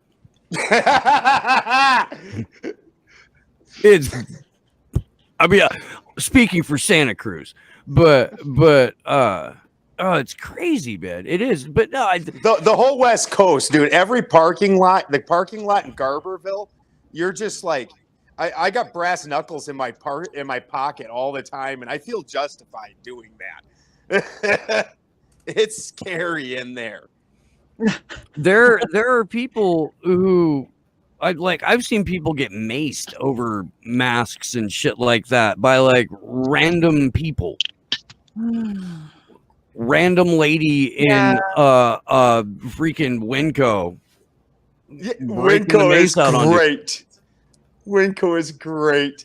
Can you explain to me why didn't they shut down the stay-at-home order like a week and a half ago here in California? It happened right after Joe Biden won because Joe Biden threatened to go grab him a length of chain, and the coronavirus went, "No, Mr. Biden, no!" And so Gavin Newsom got to lift all the restrictions, right, or a lot of them. So then now in the last 2 weeks, I've been accosted because we never wear masks. Me and my guys, we basically almost never wear masks. Like there's been occasions like when I was evacuated because of the fires, had no choice. And then there's one hardware store in Garberville, but everybody else, screw you. And we don't wear the masks, and we get into fights all the time out in public. And then it had settled down for quite a while. Then the restrictions lift. And now in the last 2 weeks, people have been so much more hardcore about the masks. It's because the new messaging is stop the surge. Stop the surge. There's a surge, Ben, that is surging. And we have to stop it. Do you remember when it was flatten the curve? Yes. And then it was like slow the spread, and then it was like 3 other things, and the whole time Fauci and Bill Gates and fucking Peter Thiel and like all of the people who are making the real decisions and making the real money are going, you guys are fucked till 2022. Nah, wait, not 2022. We're going to stay 2027, 2028. And even if the vaccine is 100% successful, you still have to mask up and you still have to social distance. And really, there's no semblance of returning. We run the world now. You're not standing far enough apart. Robot cop over there is going to issue you a fine or shoot you. Yeah. And you also notice that immediately Biden started going and doubling down on anything that had to do with the Obamacare. He started just immediately. The Democrats could not be more sold out. Not saying that the Republicans aren't completely sold out. Also, just to different masters, the Democrats are completely sold out to the healthcare industry, and they've proved it time and again.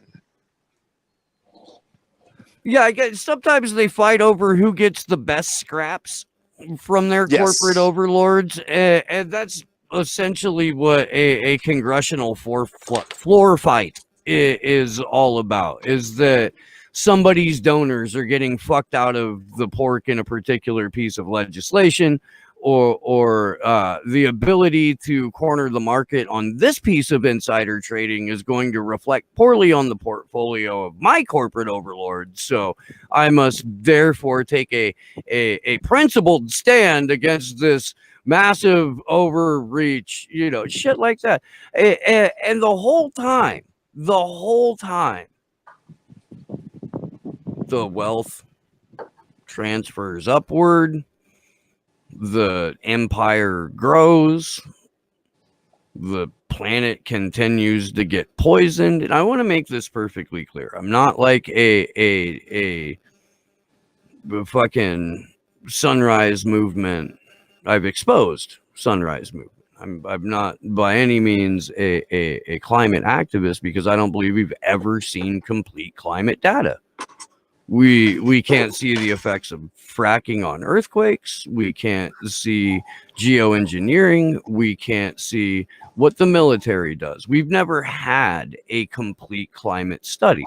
So whatever they're saying in terms of we have this many years or that, I don't know. I know that dumping actual poison into waterways and the air and the ground is very, very bad, Yeah. and it kills every living thing.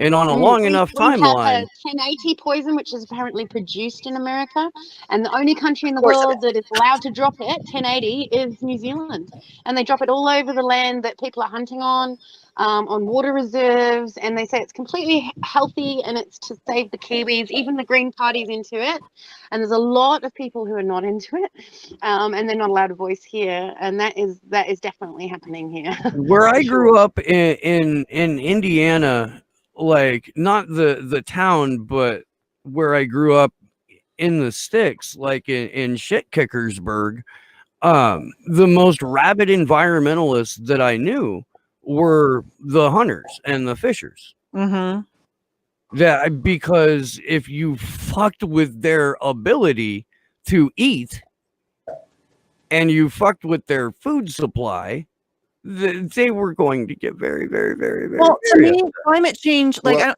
it doesn't matter if you think climate change is real. To me, it just makes common fucking sense to like take care of the planet you live on, you know, like not, you know, blow shit up and dump poison into waterways. And to me, that's just common sense. Like, you don't have to, you know, be a genius or even have all the, I mean, data. Like, I'm not a climate activist either, but it, like, people who are like, climate change isn't real. Does it really fucking matter? Shouldn't you just want to take care of the planet? You live here. I mean, Well, you know, common sense. Well, and I think the climate worry change is that is it's always being going to used happen. for an agenda to bring in the carbon tax, to bring in the Amazon gate Sure. center, Yeah. controlling Yeah. the But I just mean, like, I as an think that's the individual, real like, criticism. just look past that bullshit and just, yeah, you know, it's probably a good idea to take care of the planet. You know. Oh, 100%. You don't crap in your where you eat. That's Right. a fairly common sense saying. Right. And WikiLeaks actually, with the work exposing the international or the Intergovernmental Panel on Climate Change's study showing how previously their data was literally just askew. It had hotter than ever recorded temperatures in like the middle of the Arctic, like literally just fabricated start to finish. But then also the exposes, hockey stick chart. yeah. And then exposes or releases the Milton Report, which shows the largest environmental catastrophe in human history up to that point that was gag ordered and not allowed to be reported on in mainstream British press. So you can't make up data when you're talking about climate change. That literally, no matter what side of the issue you're on, doesn't benefit it at all. And we have to stop these fucking crazy things. Like the pipelines, the massive exploitation of resources, mountaintop stripping. Like, that shit's fucking crazy. It's ridiculous. And we're like, you know, humans are really fucking dumb, but we're also really fucking smart. Like, we can figure out better ways to do these things. And the only reason we don't is because there's profit involved for certain people and they don't want to give that up. And that's just dumb. Like, that's just really dumb. And that information's already been out here. It's just been suppressed over and over and over. Even something so simple as I can take an old diesel engine, I can take any kind of plant, extract the oil out of it, and then burn that in that said diesel engine. So and all I'm doing is running off of wasn't plants. on your property. I'm so pissed that fucking diesel wasn't on your property. That thing was so fucking sick. Right. Old military engine. This thing was perfect for what I'm talking about. Korean War era and fucking like 500,000 watt fucking diesel three phase even, bro. Run a factory. Yeah, and with my extraction equipment, you turn that and run that through a biodiesel, and that's fuel. Yeah. And why aren't we all doing that? That people don't understand that even at one time it was real easy for anybody to make alcohol. And part of the thing that happened during the Prohibition era was that engines were changed, because before that a gas engine was capable of running off of pure corn liquor. You could off run of any that kind of shit corn liquor. Off of corn liquor. Yep. Hell yes, you could. Hell yes, you could. There's a bunch of like Rube Goldberg engines and shit that still run on corn liquor. You Here bet. we've got engines run on ship fat because we've got a lot of fish and chip shops, shops in New Zealand, and apparently there's a way of kitting out your car so that you can actually go around smelling like a fish and chip shop, but actually be powering your vehicle. So Yeah, Right. no, yeah, the fryer oil from fryer oil. fast food Mhm. places. You Right. there was a period where you would be behind Mercedes with a coexist sticker, and it would smell exactly like burning fryer oil. You're like, See, and that's just a thanks, bad way of hippie. doing it. You can Thanks. do that with any oil. That's just a bad way of doing that. You can do that with literally any oil. And there's all kinds of plants that are just screaming with oil. And you go in and you extract that and put it through the process. Right before he was murdered, and I definitely say murdered, he was found floating out in the ocean. Rudolph Diesel literally said his engine could run off of any kind of oil, anything. It's made for that kind of crap. And so we've had this technology available to us. And my friend Lucas, you can find videos, and he built the engine where it takes the exhaust, it runs it back into the gas. And what happens then is it heats up the fuel and brings it up to a plasma state. And the engine will start running off of plasma. And the guy who tried building a business on that, they put him in prison for it, but you can still get the plans and build it yourself. It's just most of us have no interest in doing that. That's why most of us that's why people got into cooking out of a can. At the time when they started cooking out of a can or out of a box or just having to add an egg, and isn't that special? Everybody knew how to cook, but once they were introduced to a way that was just as good, and you don't even have to do anything. Look, just open it up, dump it in the pot, warm it up, and serve it to your family. And now all of a sudden, 2 short generations later, that is the only way anybody knows how to cook. So it's not that you can't do things to get this free energy or this energy that's much more sustainable. Is that most of us don't want to put the effort into it. Just like California, we're all about being green, but then you go to any parking lot, and like Steve said, it's just horrifying around there. Well, we're all about the idea, but not about the doing of anything. Yeah, and the same is true for green architectural methods as well, which I've said have been around since the 90s. How to do breathable walls, how to massive insulation without plasterboard, without all the dust and the plaster and all that sort of stuff. You know, I learned more about architecture, I can say, in that 10 days at that festival, that hippie festival, than I did probably at university in my master's stage. I really think. I was introduced to hempcrete. I knew about it before, but because in New Zealand we didn't have a plant that could deal with hemp, which is a hemp that is THC free, and you can grow up to 4 times a year in Australia on 1 acre. Each acre can give you 50 square meters of house, and it's completely breathable. It's completely insulating. It's better than straw bale. It's got thermal mass, acoustic insulation. The hempcrete stuff is it's amazing. fantastic. Pretty legit. There are a number we're of not allowed to do that. The building code in New Zealand explicitly refuses the ability to externally insulate your structure without a ventilation cavity. So you're basically in a position where you have to educate your local building councillor and explain to them how much better this system is than anything else in order to justify it. And that's true across all building products. Even the way things are done in Europe are not allowed here in New Zealand. And you've got to wonder why everyone's got 90 mil thick walls, 4 inches, whatever it is for you guys, thick walls and direct fixed cladding and plasterboard on the inside and whatever insulation you can scramble, if it's even code to put insulation in the walls, which for a long time it wasn't here. And what that does is means that everyone in New Zealand lives in a shed, It's not even third world building quality building code. And guess who benefits? All the heat pump companies, all the energy companies, all the standard material producing companies that do cladding that rots away in 10, 15 years. Yeah, they're all on board. And you know, if you want to do anything green, wow, is it hard? It's really hard. It's a shame you can't grow hemp at your spot, Ben. Oh, we can. It is. With a No, license. I'm talking specifically to Balderson here. His neighbors right. would kill him. There's a rule it can't be seen from the road, but you can, and you have to have a police check to make sure you're not some criminal. But I think that anyone here in New Zealand can grow hemp. And up until now, you had to send it away to Australia to get chopped up into bits and decorticated, I think it's called. And now we've got our own plant here, so we can all do it. But yeah, there are some attachments of rules and regulations, and I think it's the regulations that are killing, you know, any greenness out there.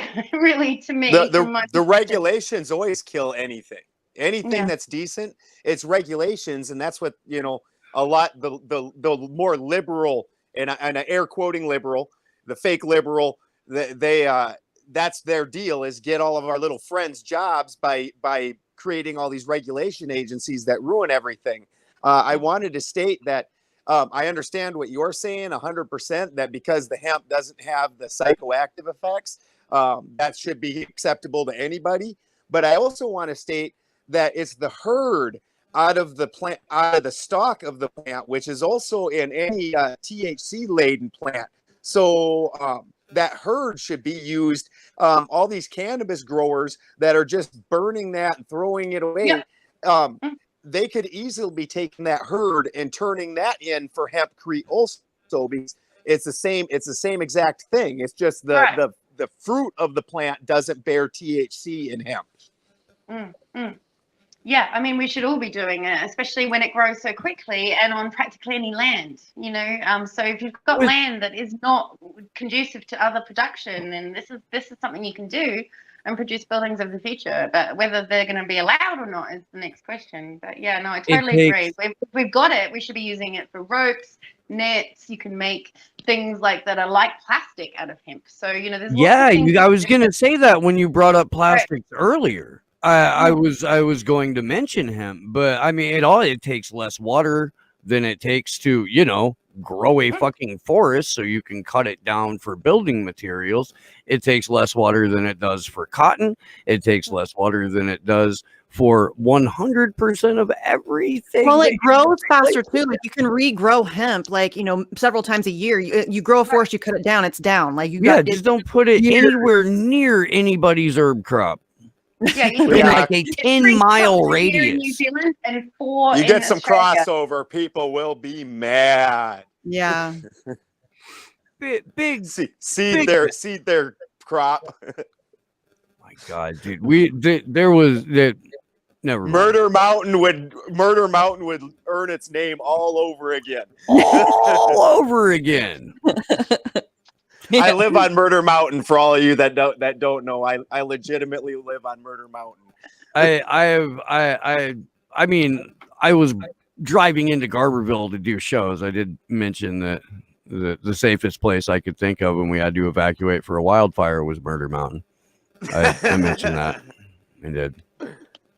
Yeah, it's an interesting place inside my head. It is. He was with a tribe of heathens, to be fair, which to the rest of you all, when you think of heathen, it's a Viking. So he was with a whole tribe of Vikings, to be fair. So he is doing all right. Oh boy. Hardly any of them knew how to fucking build a fucking those the good kids, man. Good kids. It was a good crew of people you had up there. You bet.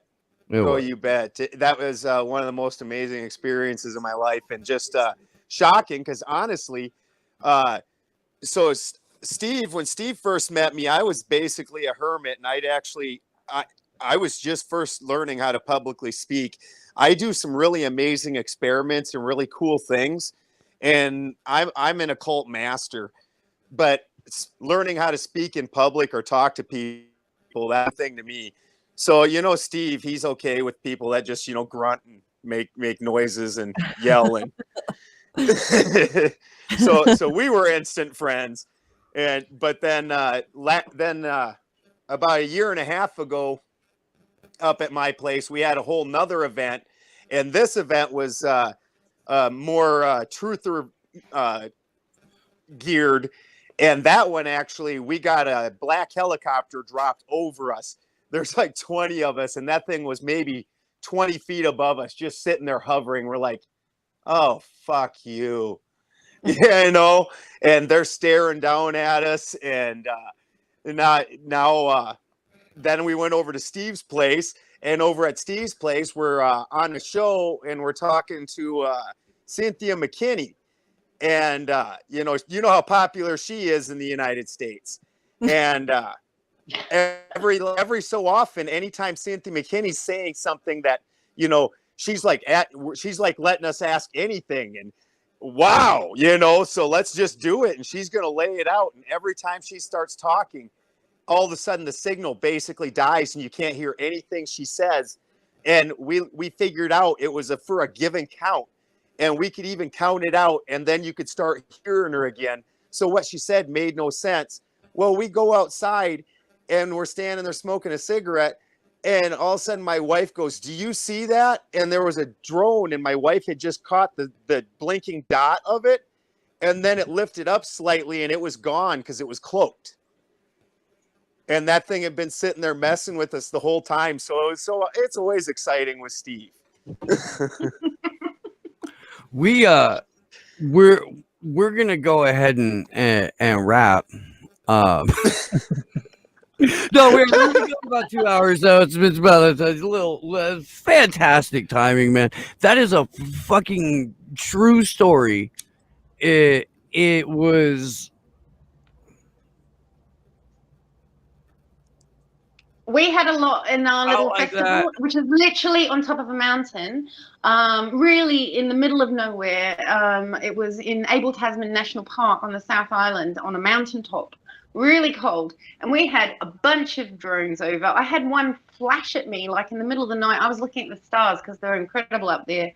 I'd see things in the Milky Way I've never seen before, and then suddenly I was just looking straight up on my own, and it flashed at me like the sky flashed at me over here. And then when we were all standing around doing a great big, I think it was one of the middle ceremonies, and they often had fires and all that sort of stuff. We had Elon Musk do his little star show over our heads, and everyone was like, "Oh!" Well, a lot of those people were like, because they were more of our type. But yeah, I literally saw about 200-300 satellites suddenly released over this area where we were. It was nuts. That wasn't like, dude. I thought that was like 3D rendered or something. They actually have that. I saw what could have been about 100 satellites being released. Are you talking about Starlink? In New Zealand, yeah. Dude, it exists. Where we were. Oh yeah, man. Astronomers all over the fucking world, like amateur astronomers, are like trying to figure out who to complain to because Musk has put so many. Oh, you're talking. I thought she was talking about that. Did you see that drone blimp? Yeah. You mean the Satelloons? I don't know. There's nothing out of our orbit. The Satelloons. The Satelloons. No, I thought you were talking about something else. No, the Alex, where can people find you? So Candles for Assange for listings of global protests on Twitter. Candles for Assange has got a group and a page on Facebook, which has been running down a little bit since I've been banned off Facebook. But I'm back now with a new account called Alex Greenweaver. Unfortunately, with that, all the histories of global protest listings have gone with me, and many images. So I'm sort of starting from scratch on a whole lot of that. But yeah, I'm beginning to build up my friend list. So by all means, friend me, Alex Greenweaver, on Facebook. And my YouTube channel is Alex Hills, which was my old Facebook name. How about you, Ben? You got anything coming up? Oh, I got another episode with Crow coming up. I just did a 2-part series that's went over just huge. I got to listen to the free hours. You wanna send me the the completed set, or should I just go give Crow money? Yeah, you got to give Crow money. I only get it. I get it because I've got my own link because I'm a guest on there. That's an alumni and everything. Same as with Freeman. But yeah, I've got Crow coming up, and then Marty Leeds coming up, and I had Eon Byte, Gnostic Radio. I was gonna talk to them, and then my brother LC King. Anybody that's interested in electricity and all the alternative energy things that we were just talking about, him and I are working on some things, and it goes together with my stuff from Crow, where it's the human body, because the human body is just a battery also, and so is our entire world. It's amazing. If you're into that kind of thing, my YouTube's Benjamin Balderson. But yeah, we don't really talk about politics too much. Fuck both Is it sides, Electric right? Universe? Are you sort of talking about Electric Universe there, Ben? No, actually, I'm not. It's not the Electric Universe theory. No. I think that was kind of put out there as well. It's wonderful, and there's some really interesting things in it, but it's still, I think, mostly a psyop. It's a lot of those things, when they realize that people are getting on to the truth, they start putting out information and putting out people to start making it look bad or try and fear things. Like, Yeah, you take like Alex. Flat Earth, ancient history, and aliens. Well, I mean, there's no proof that the Earth isn't flat. I mean, in my opinion, it's not flat, but half the Earth is etheric and half the Earth is dense, because we're under a firmament. We've never left that. Like, that's why I know everybody's gonna. If you We guys, can pick this back up on my show in a couple of weeks. We can. Well, I know can. everybody got quiet, but just go actually start studying the science. Go actually look at the science of it. No, Go look at it's just stupid we're. I'm happy to have this conversation on Slow News Day, but we're Well, I'm not trying to have the conversation. I'm just usually trying woo to out the other guests, that are like, oh my God, he's crazy. Go actually look at the science, look at their science, and look at how it makes zero sense. How something like the stealth fighter, that's made out of the same material as the rocket, when it reaches Mach 3, stretches 2.5 feet from front to back. And that pilot inside of that thing, that's basically in the same setup as the pilots inside the space shuttle, he has to duck his head down and almost put his head between his legs and go, ooh, ooh, ooh, ooh. The entire time he's going Mach 3, which he can only do it for little bursts, because he will lose consciousness and his brain will collapse. But somehow that rocket does it, and those pilots don't die. That rocket doesn't completely get shredded to pieces. That's by this basic numbers. Look up the science. You know what it is? It's Tang. I know, right? It's the Tang. That's why they hid Tang from us. The Tang is what allows for space flight past the Van Allen belt. Okay, we figured it out on the show. I love you guys. Ben, call me during coffee tomorrow. Absolutely, brother. I want to follow up on the fuck censorship protest. I absolutely do. And sorry for bombing you guys with conspiracy stuff. Sorry, didn't mean to. I love you. I love you, man. Welcome to the show, my friend. I gotta think. We had a geologist on who was denying climate change as well. So I gotta thank Dina Lind and Anthony Scannell and Anonymous for donating during the stream. You guys rock. We are ever closer. I hate that we have to raise and ask for money, but fuck, man. It's honestly the only way we get to do these events. If you can, bring your ass to DC on St. Patrick's Day and on the 18th for absurdity. It will be lovely. we want to see you. We want to hang out. We want to And that message raise a goes little out to hell the with whole you. world, all the Assange supporters. So we've got Austria, London, you've got all around Europe. We want you all to come out and do your own thing as well on St. Patrick's Day. Absolutely. Because it builds momentum into April as well. It gets people moving and connected again and back out in the world as it's essentially defrosting in springtime. Because April's the big push. That's the 2 years of Julian being in prison. Yeah, we Right. definitely need to do something big for that, for So, sure. so getting April 11th. everything set and people in place and used to making spectacle on St. Patrick's Day, I feel like will go a really long way to actually And it's a achieving a big Sunday. event. It's a Yeah. It's not a Sunday. big ask. So it'll No, be a great no, day it's to not. protest. It's not. Andre? My name's Andrew Smith. You can follow me on Twitter at Andrew Zigmund, Zigmund. I'm not the most active, but I respond to DMs. You can follow us on Twitter at action_4 Assange. Our website, we'll get the Clovers for Assange event put on there, but right now, basically the GoFundMe's up and running for that. So we really appreciate everybody for donating and sharing that link around because it does go a really long way. And don't give any money if you are in any type of need or situation where you can't, because the goal here is not to go broke. The goal is to have a protest. So please join us. And if you can't join us, please have your own. If you're interested in having your own, reach out to us. You can just email info@actionforassange.com and it'll come straight to my inbox and I'll get back to you as soon as I could. And I am Misty Winston. You can find me on Twitter at Sarcasm Stardust. Unlike Andrew, I am very active. So come join me on Twitter. I also have another show called Facts on the Ground with my friend Jesse Zerwell. We're on YouTube, we're on Odyssey, and we are on the Rockfin. So you should go, like Steve said earlier, and sign up for the Rockfin. It's so much better than YouTube. There's no censorship, which is nice. That's good stuff. So yeah, if you can make it to DC, please make it to DC.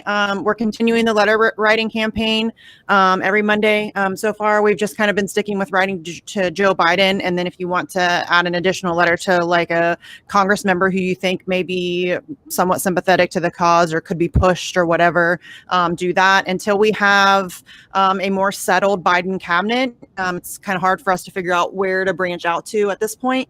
And we may actually add some letters to some Australian politicians and politicians from the UK as well. But yeah, just stay tuned for that. And then if you guys know anybody who is looking for Assange supporters in their area, that they can kind of team up with and organize events with, let me know and I will do my best. I mean, again, I don't have like a massive Twitter following, but I can do my best to try to find people. I would still like to get that like a more organized infrastructure where we can kind of have a spot for everybody to go, and have like a chat room or whatever it is. But until I get that figured out, I'm just kind of trying to like mash people up on Twitter. So if you know anybody that needs, some Assange friends, let me know. Jane McGovern in Liverpool would like a shout out for Liverpool. Okay. Yeah. Okay. Yeah, I can totally do that. Hit me up on Twitter. Hit me up on Twitter, Alex. In America or Liverpool in England? Because we've got some Manchester people In the UK. Yeah, Okay. so we've got Manchester, which is very close by. We've got Lima, and I've forgotten her surname, but she's very involved on the Assange campaign on Facebook. So there's a woman called Lima, and she's very musical as well. She wants to do all sorts of gigs and whatnot. And I was just going to say another shout out. We've got an idea called "Don't Be Evil" hashtag, which was if you've got protest photos from embassies or government offices or anywhere of note that are culpable war criminals, that you take that protest image, even if it's quite old, and you upload it to Google Maps and then write a review. And hopefully mention Assange or your favorite campaign and put it in there and just get this maybe a virtual graffiti going so that we don't get in trouble with the police. Literally, but we can still, and I did one at British High Commission in Wellington, and it's still up 3-4 weeks later. It's the first review that comes up, and the second photo that comes up says corrupt in big black and yellow letters on their fence. So do that if you can, if you've got no other way to protest, maybe. So Misty, real quick, I think it would be cool if the letter writing campaign at some point targeted their local state house representatives and state senators. Yeah, we've talked about that. That's why I've said, like, to kind of, because I mean, you're like if your local whatever is not maybe receptive to it, find somebody who might be. You don't have to necessarily write to your own. You can, that's great. But yeah, and until we get like a more settled Biden cabinet, because I would really like to go after the attorney general, whoever that's going to be, probably Merrick Garland. So yeah, if you can write to your local reps, and we've talked about going and like taking over your town, like your local meetings and talking about it there. Just do. I mean, what local is good to start with. But yeah, just every Monday, letter to Biden, and then if you want to do an additional letter to whoever you think it might be beneficial to send a letter to, that would be excellent. Mm-hmm. My name's Steve Poikin, and I host a show called Slow News Day. And again, you should be watching that on the Rockfin. You should go make your free account. You should go do it as soon as we're done with the stream. When YouTube arbitrarily yanks our channel, that's where you will find our content. We're also on Odyssey and DLive, and Odyssey is going to start having live streaming soon. So if you're watching us over there, or if that's where you go for uploads, cool, because you'll be able to catch it live. I hear Rockfin's going to have an app soon as well. That's working on it. exciting. Yeah, That's working on an exciting. Android app. Rockfin is trying to make it as user friendly as possible. Josh wants to strangle them from time to time, which I totally understand. But we're work in progress. Big stuff coming up for Slow News Day, going to transition to full time in April. And I'm going to need your support for that. Tomorrow at 11 o'clock in the morning on the West Coast, 2 o'clock in the afternoon on the East Coast, Whitney Webb and Johnny Vedmore live together. I am going to challenge Whitney Webb for the hand of Johnny Vedmore. Make sure you're there. Huh? My money's on Whitney. Yeah, that's what everybody says, man. But I guarantee that I can A, run faster scared than she can pissed, and B, am a better shot. Dude, you've been or at least a faster shot. Decades. Well, and I don't know if you guys have met Steve in person, but he is very suave in person. So there's a video, right? I am a bit of a charmer. There's a video from, what was it, February 2020, where we went to the Alex Jones event. It was like a free speech rally. Not to like drag us out any longer, but it was a Roger Stone event. And we hijacked it and turned it into a Julian Assange event. But the very end of the video stream on InfoWars, you see me and Steve, because I just gave this like rousing speech to all these like half sold out right-wing leaders, right? I give this rousing speech, me and Steve just go walking past, and we just are both like grinning ear to ear with like the smuggest look on our face, both with like fancy hats and suits. Like it was a good time. Yeah. I cut a fine figure in a jacket. I do. At any rate, man, make sure that you're there tomorrow for the show with Whitney and Johnny. That will be fantastic. Thursday evening, Zach, the unfit statesman, will be on for the 8 Eastern show. Sunday, I believe, is Pierce Robinson. And I can't believe that I haven't had him on yet. But he has been doing just phenomenal work, not only around Julian Assange, but COVID and the national security apparatus as it applies to the Five Eyes and the UK. Going to be a wonderful show, so make sure you're there for that. SlowNewsDayShow.com is a website that I always forget to promote. We do have a Discord. You should get in it. It is frequently hilarious. Yeah, that's about it, man. Thanks to everybody for hanging out in the chat. Thanks to everybody who watched on the Rockfin, and for the people who threw some tips at the Rockfin chat. You guys kick ass. I love you.